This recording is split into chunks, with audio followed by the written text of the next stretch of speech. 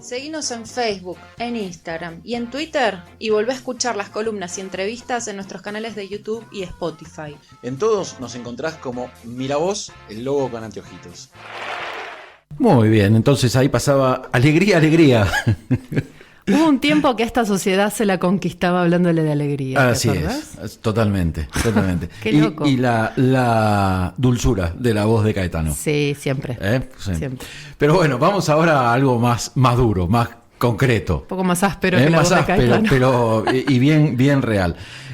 Vamos, como te anticipábamos, estamos hablando de un tema que está siempre en el centro de la agenda, que tiene que ver con la economía, la situación en Argentina. Y para eso estamos en comunicación con Sergio Chousa. Él es economista, es director de la consultora Sarandí. Es alguien a que seguimos Sí. en Twitter y recomendamos seguir. Buen día, Sergio. Pablo Cufré, Cecilia Genovese, te saludamos. Hola, buenos días para ustedes dos y para todo su equipo. Bueno, muchas gracias. Muchas gracias por atendernos en esta mañana. Bueno, Sergio, queríamos conversar contigo acerca de cómo estás viendo hoy en la situación económica en medio de las negociaciones con el Fondo Monetario, los anuncios o los probables anuncios de nuevos valores del dólar para el agro, la inflación. Bueno, es un panorama que además de todo eso, hablando de texto y contexto, se enmarca en un periodo electoral. Sí, desde ya una economía bastante convulsionada por ese contexto y por las restricciones objetivas que afronta. Las dos principales tienen que ver con el factor anómalo y externo de la sequía, que fue, además de inesperado, tuvo una magnitud realmente superlativa, casi que sin antecedentes en la historia, y para una economía tan debilitada como la nuestra, bueno, trae consecuencias que son aseadas, que son las que estamos viendo, ¿no? Es difícil de dimensionarlo, ¿no? Ponerlo en palabras, lo que significa, lo que implica para un país de nuestras características, perder esos entre 20 y 25 mil millones de dólares en un solo año, no poder contar con esos dólares para las reservas, para abastecer al sector productivo, incluso para moderar la dinámica de los dólares cuando presentan movimientos disruptivos. Es muy difícil transmitirlo, porque, bueno, uno termina casi llorando la carta, ¿no? Claro. Contándolo lo dañoso que es la situación, pero bueno, así las cosas. Y después el otro pilar es el Fondo Monetario y obviamente las consecuencias macro de el cumplimiento del programa y de mantenerse conteste a los lineamientos del acuerdo que hoy está en curso. Y al respecto, bueno, en un contexto, como decíamos, de restricciones objetivas por la macro, tener la posibilidad de dar cumplimiento pleno a las premisas del acuerdo firmado el año pasado, es realmente complejo, ¿no? Recordemos que los tres parámetros de evaluación del programa en curso tienen que ver con, uno, la acumulación de reservas, otro, el objetivo de reducción del déficit primario del Estado Nacional, y el tercero, de la reducción de la emisión de billetes, ¿no? La emisión monetaria. Los tres se ven afectados por el efecto de la sequía. Los tres. Claro. El más es obvio y evidente es el de la menor acumulación de dólares por la caída de las exportaciones, pero después el de déficit también, porque la caída de las exportaciones que afecta a la recaudación de manera muy, muy directa por la vía de los derechos de exportación, de las retenciones. Y dado un nivel de déficit, y con muchas restricciones para el financiamiento voluntario por parte del sector privado, para mantener el mismo nivel de déficit, digamos, lo que falta, ¿no? El faltante lo tenés que financiar emitiendo. Así que eso te hizo aún más restrictivo el cumplimiento de las condiciones del acuerdo con el Fondo Monetario, que justamente, como vos bien marcabas, lo que se está renegociando ahora. Y la verdad que eso está contemplado, ¿no? En la letra del programa que firmamos el año pasado hay un punto que marca que ante anomalías climáticas, algún fenómeno exógeno inesperado, bueno, se podían reconfigurar estos parámetros de incumplimiento cuantitativo. Claro. Y en ese contexto hay como, por lo que entiendo, hay como dos partes. La parte, digamos, de que se negocia la parte técnica, pero después está la parte política. Y por ahí la parte política asume incluir este punto de, bueno, si hay condiciones extremas que hayan cambiado, se puede renegociar. Sin embargo, a veces pareciera que la parte técnica dice, bueno, sí, está muy bien, pero marche preso. ¿Es correcta esa apreciación?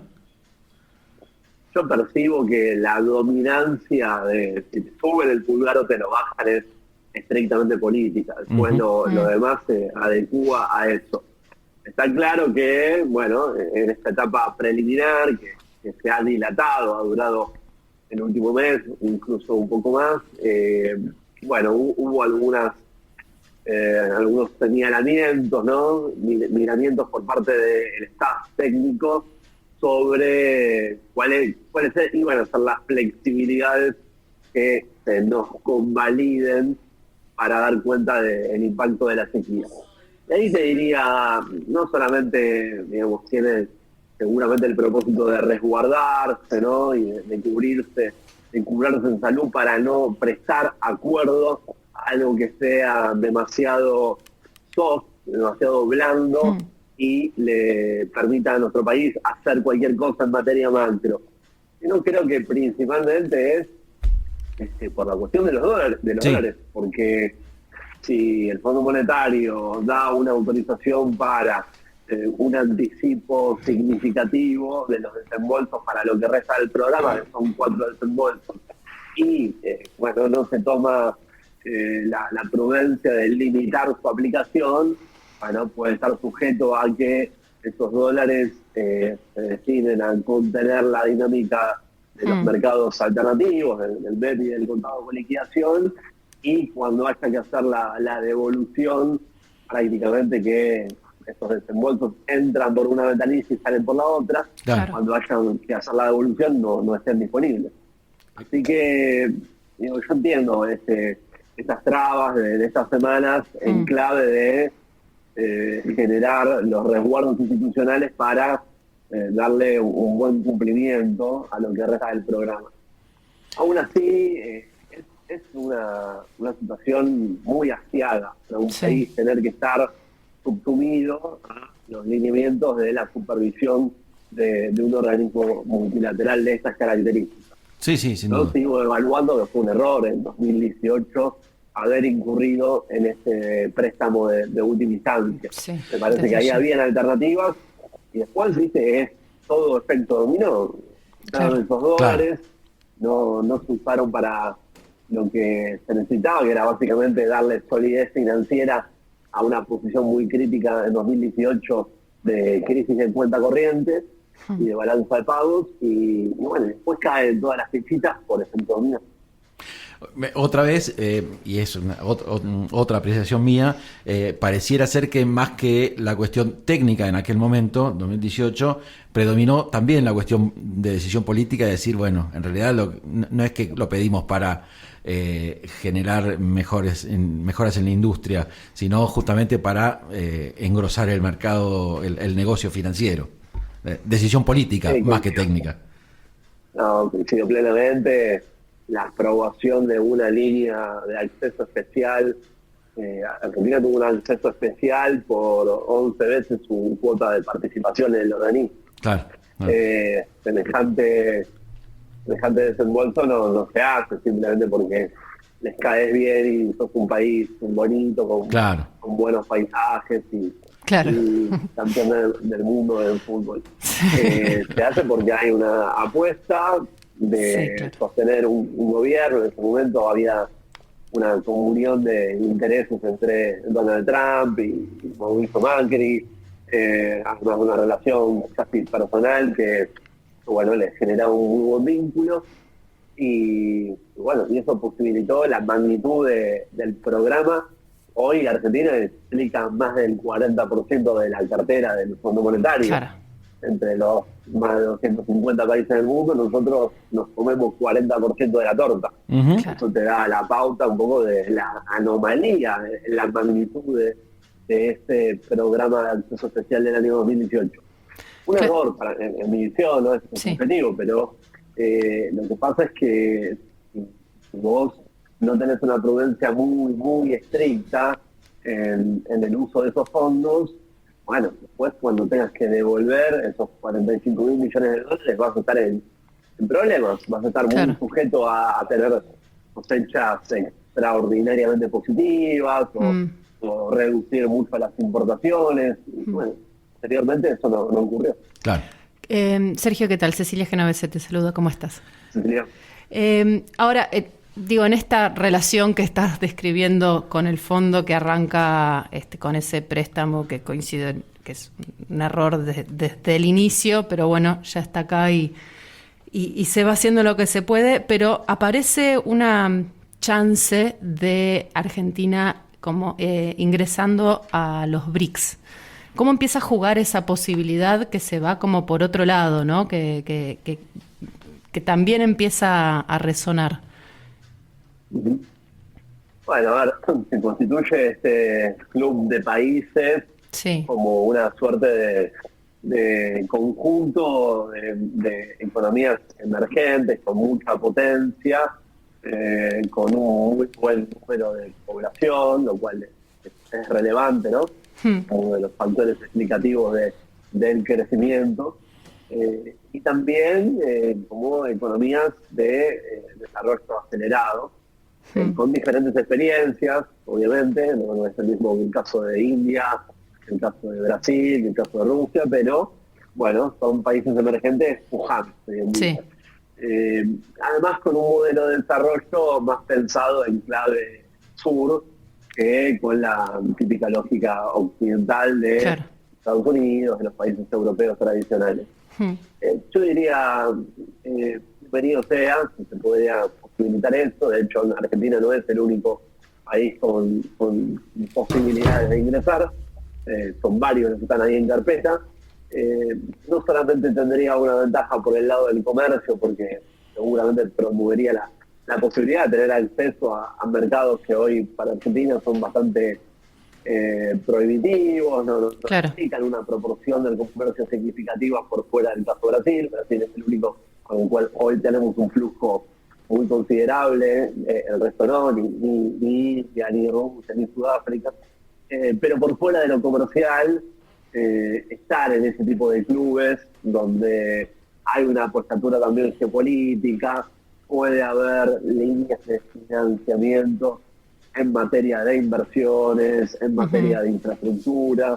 Pensemos que ahora quien va a ser la encargada de comandar el Banco de Desarrollo y Inversiones del BRICS va a ser nada menos que Dilma Rousseff, por lo cual eso... Por eso las chances crecen.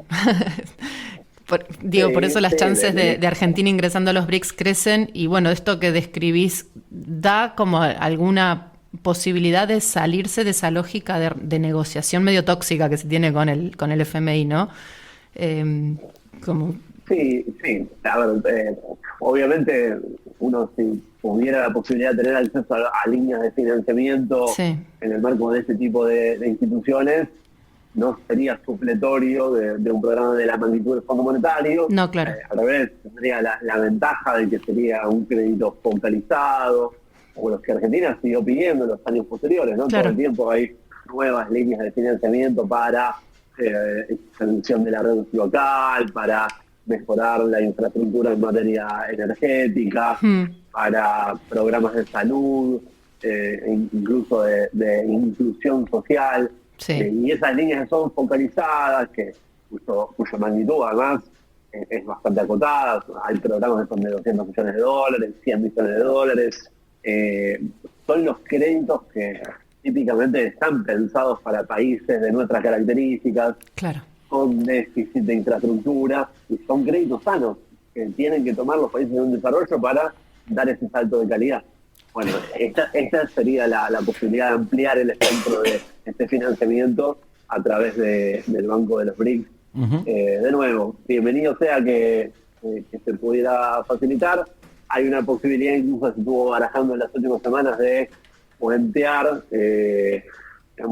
siendo, no integrándolo de forma plena todavía al club de países, sí tener un acceso al financiamiento de forma indirecta. Pero bueno, bienvenido sea si en un futuro podríamos directamente ingresar a los BRICS formalmente. Bien, estamos hablando, te recordamos, estamos hablando con el economista Sergio Chousa, director de la consultora Sarandí. Sergio, te cambio de tema.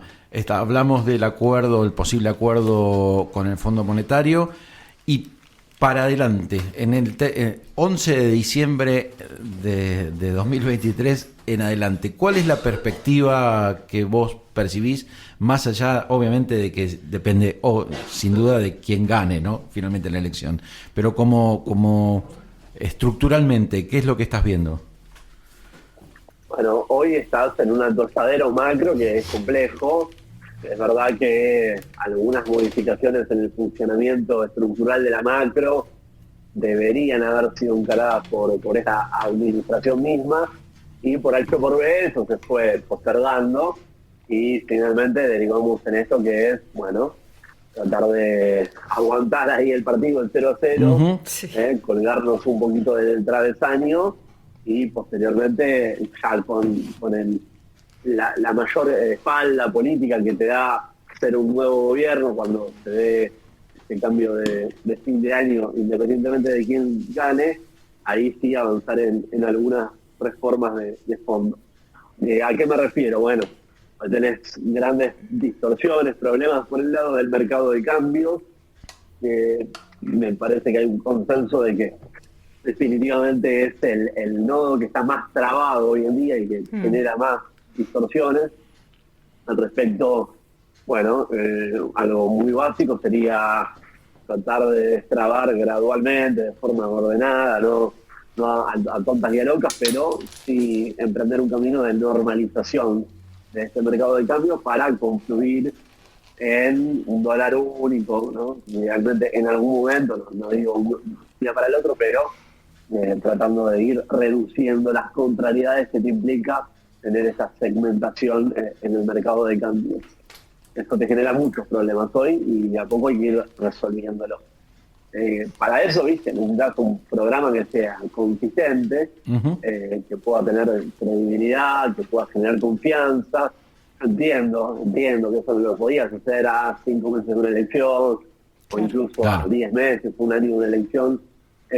Ya la licuación de poder político, ¿no?, por los cambios de ministro, por algunas internas políticas dentro del mismo gabinete nacional, te imposibilitaron eso. Pero bueno, me parece inicio de 2024 el momento ideal para hacerlo. Y después tenés que corregir algunos precios relativos en ese sendero de sinceramiento de algunas variables y de mercados. Hay precios relativos que te quedaron muy desacoplados. Algunos muy baratos relativamente y otros muy caros relativamente. ¿Por ejemplo? Sí. Y te quedaron baratas las tarifas, sobre todo en el área metropolitana.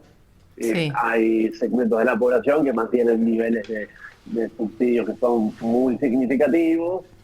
Siempre la segmentación es algo difícil para hacer, donde hay injusticias, y ahí, de nuevo, ¿no?, porque uno siempre puede decir, bueno, no, pero si lo mido contra mis salarios, está bien, eso es válido como argumento, pero cuando uno lo mira en términos promedios históricos o comparados contra la región o otros países comparables, las tarifas en general quedaron baratas. Después, los alimentos, cuando uno los compara en dólares, están baratos en Argentina, somos un país barato en alimentos. Otro precio relativo de la economía que quedó muy barato, definitivamente, que es seguramente uno de los que más malestar causa e insatisfacción en la ciudadanía, es el salario. Los salarios quedaron muy baratos en dólares, atrasados, se atrasaron relativamente poco contra la inflación, pero algo se retrasaron en estos 4 años, que además venían del golpazo de 2018-2019 por la crisis devaluatoria. Así que los salarios quedaron también muy atrasados en moneda dura. Y después hay otros que quedaron muy adelantados, todos los precios de los bienes durables, los tecnológicos, por ejemplo, las propiedades todavía siguen muy caras en dólares y comparadas contra los salarios. Entonces tenés múltiples distorsiones. Hay algunos que están desacopladísimos para arriba y otros desacopladísimos para abajo de su posición de equilibrio o de su posición promedio histórica. Y eso es bueno, es fruto de las distorsiones, de algunos mercados regulados, de años con algunas improvisaciones y parches, ¿no? Eso gradualmente me parece que lo tenés que ir sincerando. Bueno, ¿viste? Es un trabajo, va a ser un trabajo de orfebrería, me parece, ¿no? Sí, claro. No de carnicero, Claro. más de orfebre. Claro. Frente a propuestas de dinamitemos, Claro. por ejemplo, ¿no? O sea, Sí. más carnicería que eso. Sí, en la oposición lógicamente tenés algunas ideas y programas que son más rupturistas.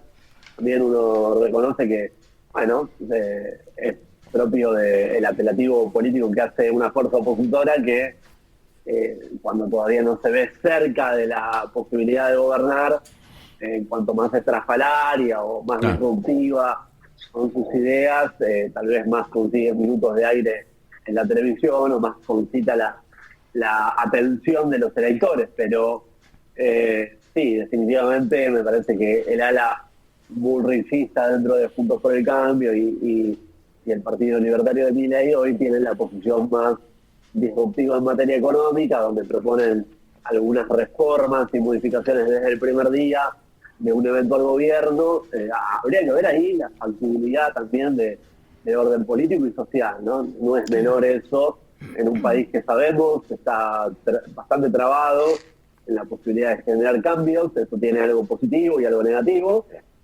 Bueno, una cosa es decirlo en la televisión o en un spot de campaña, y otra cosa es poder llevarlo a la práctica, atendiendo a las eventuales consecuencias sociales que eso podría conllevar. Claro. Bueno, Sergio, muchísimas gracias. Es muy, muy interesante este panorama que has compartido con nosotros. Así que te agradecemos la comunicación y bueno, cuando quieras darte una vuelta por acá por Merlo, te esperamos. Me encantaría. Listo, y a disposición, y un abrazo a ustedes dos y a todos su equipo. Muchísimas gracias. Que tengas lindo día.